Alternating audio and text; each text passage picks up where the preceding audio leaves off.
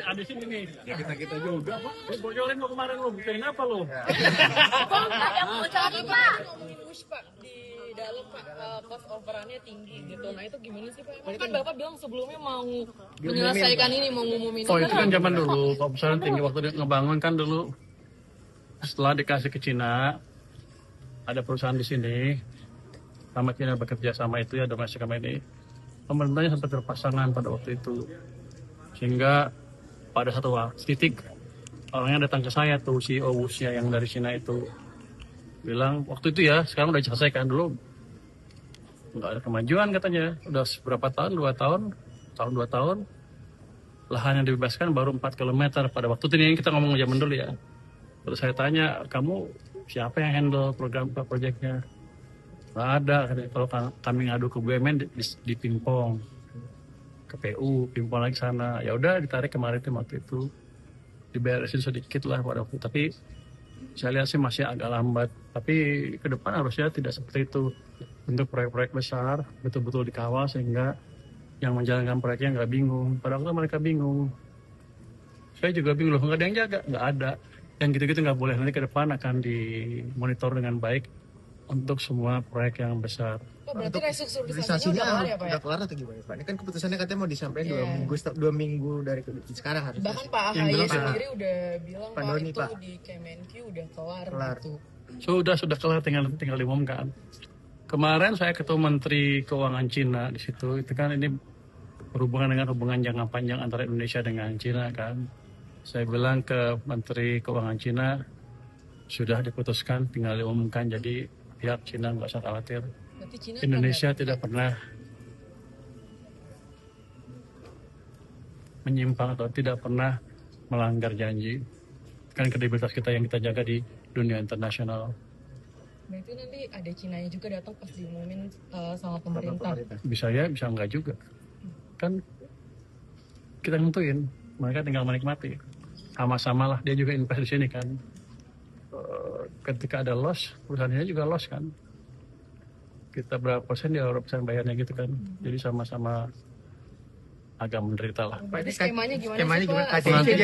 KCC jadi di bawah Kemenkeu Pak. Nanti setelah diumumkan Pak AHY, saya pikir saya nggak pernah ngomongin sekarang ya. KCC itu jadi gimana Pak? Di bawah Kemenkeu nanti jadinya? Nanti tanya Pak AHY pada pengumuman nanti.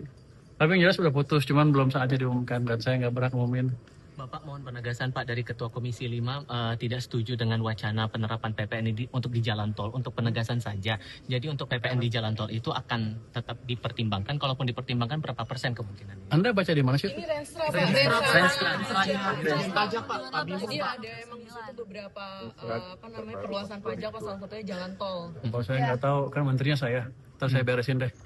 Pak, itu harusnya dianalisa dulu oleh Badan Kebijakan Fiskal. Saya nggak tahu sudah ada apa belum. Tapi sekarang katanya tiba-tiba ada banyak isu pajak, penambahan pajak sana sini. Saya belum baca, nanti saya lihat lagi. Bapak nggak tahu itu perluasan pajak di Renstra itu Pak? Paling nggak pada waktu dia ngumumkan dia belum memberitahu saya. Pak, di Renstra itu ada juga rencana untuk ini Pak. Pajak orang kaya Pak. Nanti kita beresin yang pajak. Saya minta nanti Badan Kebijakan Fiskal menganalisa sebelum ada pajak baru dikenakan. Kan janji saya sama, nggak berubah. Sebelum ada perbaikan daya beli yang signifikan, sebelum ada perbaikan ekonomi yang signifikan, kita tidak akan menerapkan pajak baru atau menaikkan rate dari pajak yang ada. Itu 6% sih Patokannya. Kemarin Bapak bilang belum ada perbaikan ekonomi, itu maksudnya Bapak tolak ukurnya berapa Pak? Kita lihat kan ada macam-macam, ada pertumbuhan ekonomi, ada survei kepada konsumen, ada pertumbuhannya di 6%. Itu kan saya sih dekat-dekat ke sana, tapi 6%, Pak. Ya jangan 6% persis, dekat-dekat juga boleh. Tapi kita pastikan bahwa itu tidak mengganggu arah ekonomi kalau dijalankan pun. Terima kasih teman-teman. PBN tetap gimana Pak? Gaji manajer Fokus yang lagi dibuka lowongan itu gajinya.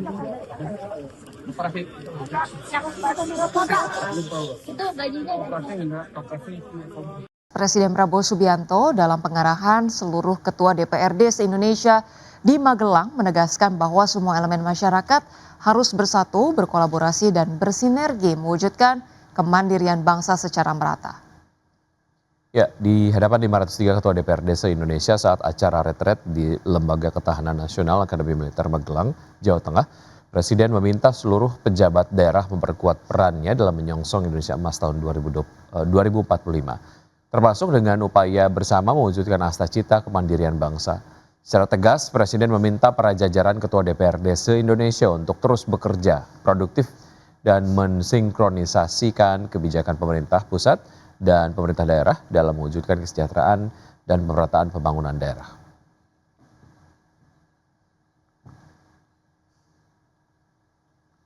Ya, berikutnya, di tengah memanasnya eskalasi Selat Hormuz antara Amerika Serikat dan Iran yang berakibat terganggunya distribusi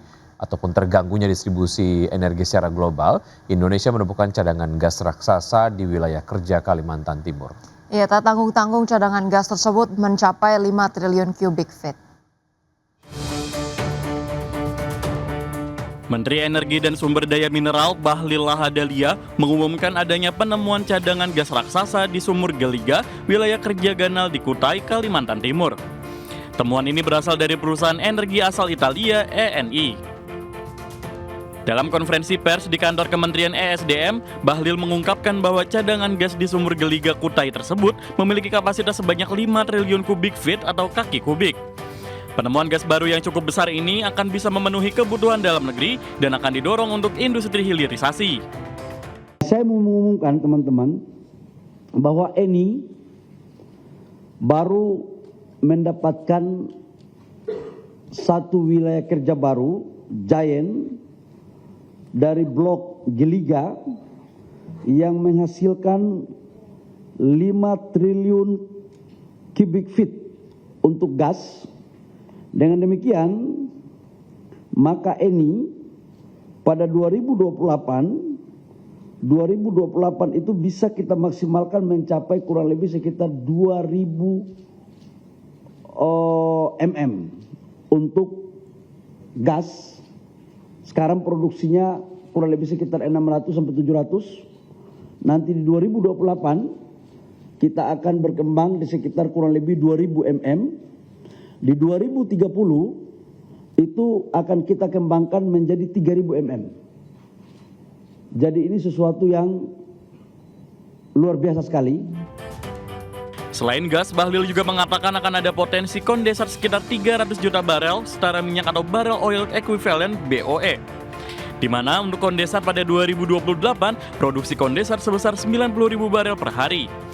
Dan di 2029 hingga 2030 diproyeksikan bertambah menjadi 150.000 barel per hari. Dari Jakarta, Adi Firmansyah, IDX Channel.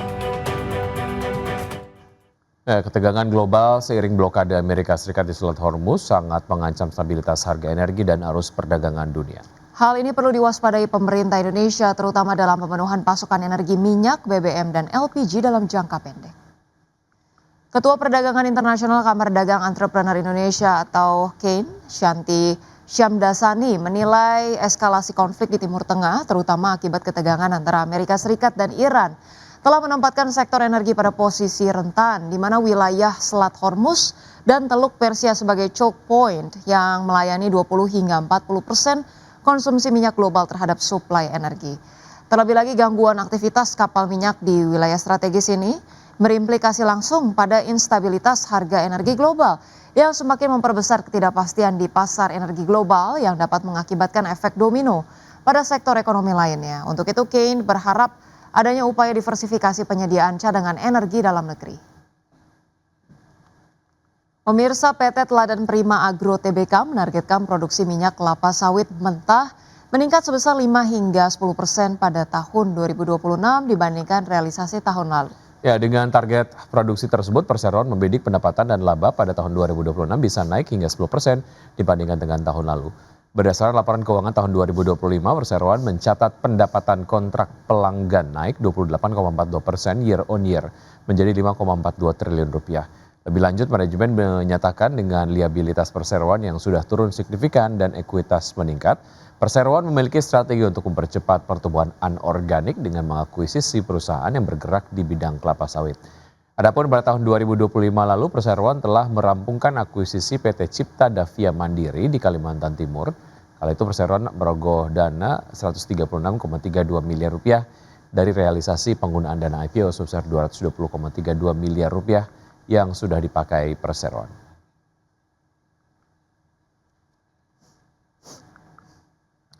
Ya, emiten makanan dan minuman PT Wahana Interfood Nusantara Tbk atau KOKO resmi mengantongi persetujuan aksi korporasi rights issue. Langkah ini dilakukan untuk menambah modal dan mendukung ekspansi bisnis perseroan ke depan. Rapat umum pemegang saham COCO yang digelar pada 17 April 2026 menyetujui penambahan modal melalui penawar umum terbatas atau PUT3 dengan hak memesan efek terlebih dahulu. Dalam aksi ini, perseroan berencana menerbitkan lebih dari 10,6 miliar saham baru dengan nilai nominal Rp100 per saham. Selain saham baru, COCO juga akan menerbitkan waran yang menyertai HMETD. Jumlah waran yang diterbitkan maksimal 35% dari total saham yang telah di-store penuh. Langkah ini sekaligus diiringi dengan persetujuan peningkatan modal dasar perseroan dari Rp400 miliar menjadi Rp3 triliun. Direksi COCO diberi kewenangan penuh untuk menentukan skema final aksi korporasi, termasuk harga pelaksanaan, jumlah saham dan waran, serta jadwal right issue. Adapun dana yang diperoleh akan digunakan untuk akuisisi serta belanja modal, guna mendukung pertumbuhan usaha perseroan dan entitas anak. Berbagai sumber untuk ID Action. Pemirsa, PT Forekopi Indonesia Tbk mencatat lonjakan laba bersih sebesar 60,5% secara tahunan pada kuartal 1 tahun 2026. Iya, adapun ekspansi jaringan menjadi salah satu pendorong utama di mana sepanjang kuartal 1 2026, perseroan tercatat membuka lebih dari 20 gerai baru di berbagai kota di Indonesia. PT Forekopi Indonesia Tbk mencatat lonjakan laba bersih sebesar 60,5% secara tahunan pada kuartal 1 2026 menjadi Rp9,4 miliar, menunjukkan ketahanan kinerja di tengah tekanan musiman Ramadan dan ketidakpastian global. Berdasarkan keterbukaan informasi Bursa Efek Indonesia, pertumbuhan tersebut ditopang oleh kenaikan pendapatan yang melesat 52,4% menjadi Rp444 miliar dari Rp292 miliar pada periode yang sama tahun sebelumnya.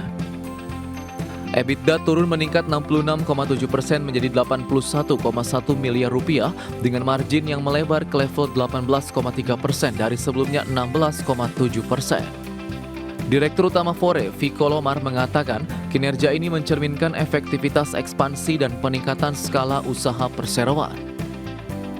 Di saat konsumsi cenderung melambat selama Ramadan, Fore tetap mampu menjaga pertumbuhan melalui penguatan basis pelanggan dan efisiensi operasional.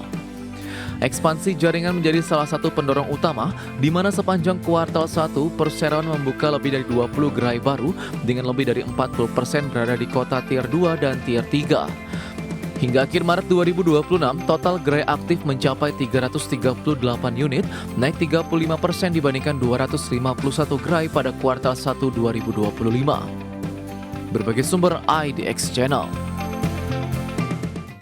Pemirsa, MSCI menyatakan akan tetap mempertahankan pembatasan terhadap saham-saham Indonesia dalam indeks globalnya pada tinjauan periode Mei. MSCI menyatakan pihaknya masih menilai cakupan, konsistensi dan efektivitas data baru serta kebijakan regulasi yang diumumkan oleh Otoritas Jasa Keuangan Indonesia.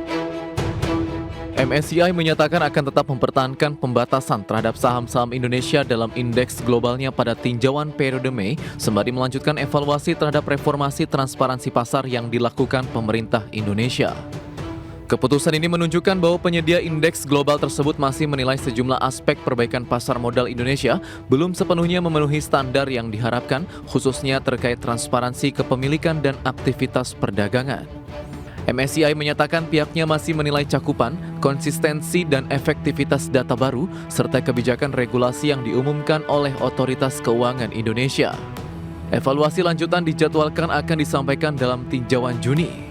Dalam keputusan terbaru untuk periode Mei, MSCI menegaskan akan tetap membekukan peningkatan faktor inklusi investor asing serta jumlah saham yang dihitung dalam indeks untuk emiten Indonesia.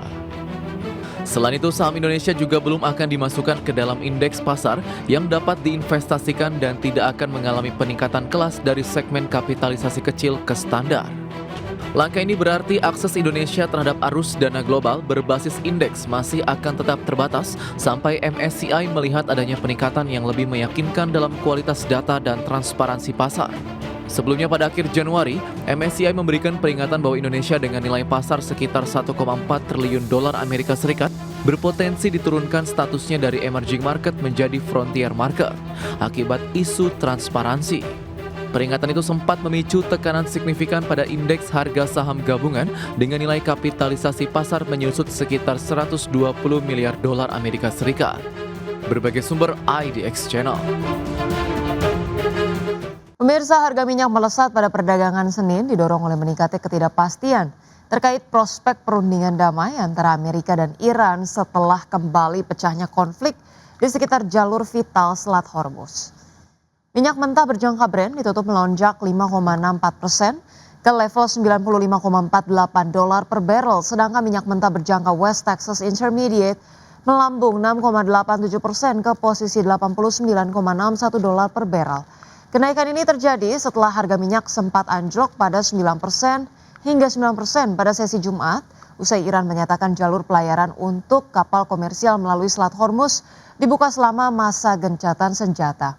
Namun situasi berubah drastis pada akhir pekan setelah Amerika Serikat menyita kapal kargo Iran yang berupaya untuk menembus blokade. Teheran merespon dengan ancaman pembalasan memicu kekhawatiran pasar akan kembali memanasnya konflik di kawasan Timur Tengah. Sementara itu harapan atas kelanjutan proses damai kembali meredup, terutama menjelang berakhirnya gencatan senjata 2 minggu yang dijadwalkan berakhir pekan ini.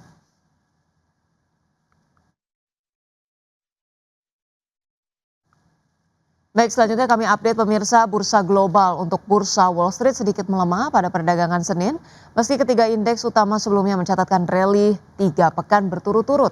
Adapun tekanan muncul di tengah meningkatnya kembali ketegangan geopolitik antara Amerika Serikat dan Iran yang menimbulkan keraguan atas keberlanjutan gencatan senjata yang sedang berlangsung. Baik pemirsa, pada perdagangan Senin indeks Dow Jones Industrial Average ditutup melemah 0,01% ke level 49.442. Indeks S&P 500 melemah 0,24% ke posisi 7.109. Indeks Nasdaq Komposit terkoreksi 0,26% ke 24.404. Sementara itu untuk bursa Eropa kembali tertekan setelah sempat menguat tajam di sesi sebelumnya, seiring meningkatnya kehati-hatian investor yang menanti perkembangan pembicaraan potensial antara Amerika Serikat dan Iran menjelang berakhirnya gencatan senjata 2 pekan. Indeks Stoxx 600 ditutup turun 0,82% ke level 621,46. Indeks DAX Jerman tutup turun 1,15% ke level 24.417 dan indeks FTSE 100 Inggris melemah 0,55% ke posisi 10.609.